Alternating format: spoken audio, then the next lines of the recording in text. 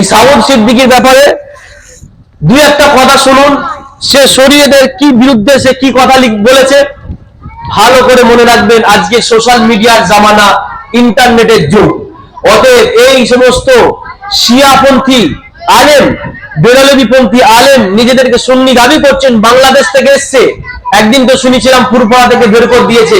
এই শিয়া সাউদ সিদ্দিকী বলছে যে আল্লাহ রসুলকে পয়দা করেছে এবং রসুল আল্লাহকে পয়দা করেছে। বলুন না নাউজুবিল্লাহ, এই জোরে বলুন নাউজুবিল্লাহ। আল্লাহু আহাদ আল্লাহুস সামাদ লাম ইয়ালিদ ওয়া লাম ইউলাদ ওয়া লাম ইয়াকুল লাহু কুফুয়ান আহাদ। আল্লাহ এক, আল্লাহর কোনো অংশীদার নেই, আল্লাহর কোনো শরীক নেই, আল্লাহ এক অদ্বিতীয়, আল্লাহর কোনো সন্তান নেই, না আল্লাহ কাউকে পয়দা করেছেন, না আল্লাহকে কেউ জন্মগ্রহণ করেছেন। অতএব এই সূরা ইখলাসের পুরোপুরি কোরআন বিরোধী কথা। এই সাউদ সিদ্দিকী শিয়ার বক্তব্য হচ্ছে আল্লাহ নবীকে পয়দা করেছেন, নবী আল্লাহকে পয়দা করেছেন। জোরে বলা যাবে না নাউজুবিল্লাহ। এই কথাটা বলে সাউদ সিদ্দিকী কুফরি করে সে কাফের হয়ে গেছে। অতএব তাকে তওবা করে ইসলামের মধ্যে আসতে হবে, তাকে কলিমা পড়ে ইসলামের ছায়া তলে আসতে হবে এবং তাকে বিবাহ নতুন করে পড়াতে হবে। তার বিবাহ তালাক হয়ে গেছে। সে আরো কি বলেছে জানেন? লিখেছে বিশ্বজগতের হেদায়েতকারী ও সমস্যার সমাধানকারী মাওলা আলী। বিশ্বজগতের হেদায়েতকারী ও সমস্যার সমাধানকারী মাওলা আলী, মানে শিয়ার একটু আলী ভক্ত। আর তারপরে লিখেছেন বড় সাহায্যকারী আব্দুল কাদের জিলানী রহমাতুল্লাহ আলাইহি। বলুন নাউজুবিল্লাহ। আমরা হাক্কানি ওলিদেরকে সম্মান জানাই, আমরা হাক্কানি ওলিদের বিরুদ্ধে নয়। ওলি ওলির জায়গাতে, সাহাবা সাহাবার জায়গাতে, নবী নবীর জায়গাতে, আল্লাহ আল্লাহর স্থানে, এটাই আমরা রাখি। আল্লাহকে আল্লাহর স্থানে রাখতে হবে। আল্লাহকে নবীর স্থানে রাখলে সে বেঈমান, নবীকে আল্লাহর স্থানে রাখলে সেও বেঈমান, সাহাবাকে নবীর স্থানে রাখলে সেও বেঈমান, নবীকে আবার একদম সাধারণ স্থানে রাখলে সেও বেঈমান। অতএব প্রত্যেকটার স্থান আছে। এ বলছে সমস্ত বিশ্বজগতের হেদায়েতকারী ও সাহায্যর সমস্যার সমাধানকারী মাওলা আলী এবং বড় সাহায্যকারী হচ্ছে আব্দুল কাদের জিলানী। বলুন না নাউজুবিল্লাহ মিন যালিক। এরা শিয়া বেরলভী সাউদ সিদ্দিকীর বক্তব্য। আরেকটা শোনাবো, এগুলো শুনে রাখুন, পরে কাজে লাগবে। বলছে কাফেরদেরকে বোঝানো, কাফেরদেরকে নবীজির সম্মান বোঝানো অনেক সহজ, কিন্তু ওয়াহাবি ফুরফুরাদের বোঝানো সম্ভব নয়।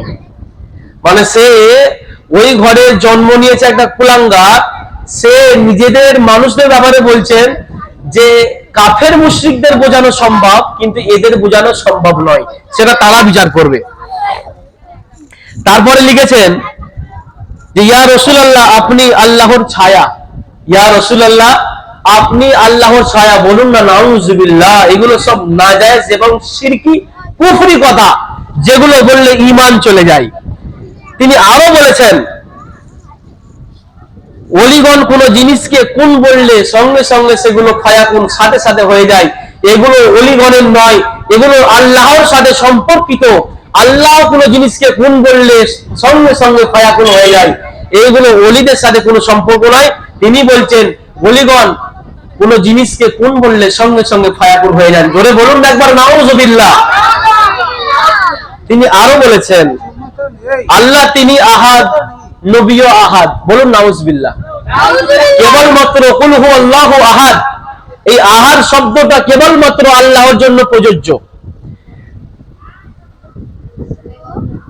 মুয়াজ্জিন বিলাল রাদিয়াল্লাহু তাআলা আনহু, এনাকে যখন কষ্ট দেওয়া হয়েছিল এবং মুশরিক কাফিররা যখন বলছিল যে ধর্ম ত্যাগ করো, মুহাম্মাদের ধর্ম ত্যাগ করো, তখন সে আহাদ আহাদ শব্দ ব্যবহার করেছিলেন, মানে আল্লাহর যে একত্রবাদ আহাদের শব্দ ব্যবহার করেছিলেন।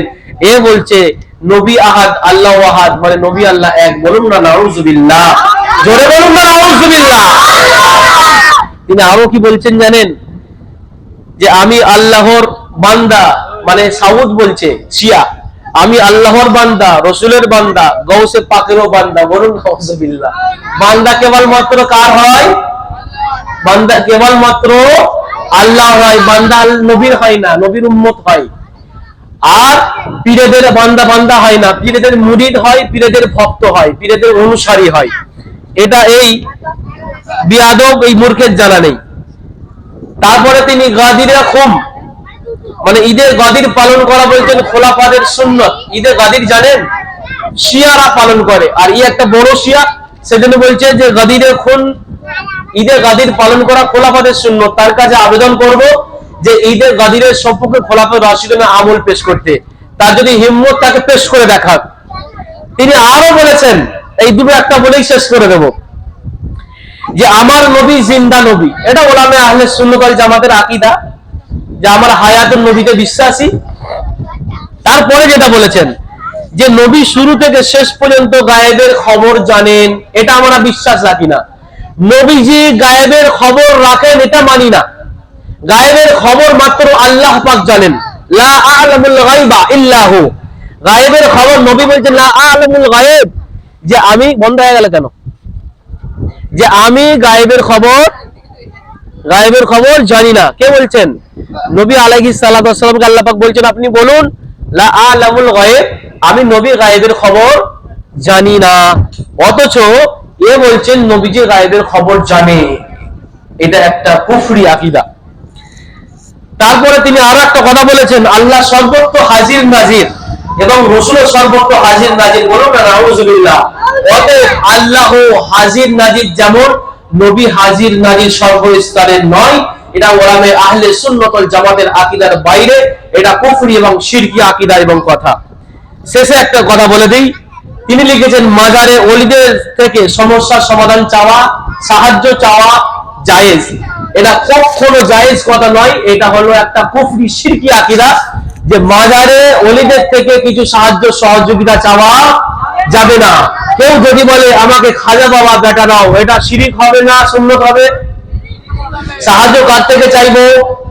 আল্লাহ ছাড়া কারো থেকে সাহায্য চাওয়া যাবে? কিছু বলবে নাকি?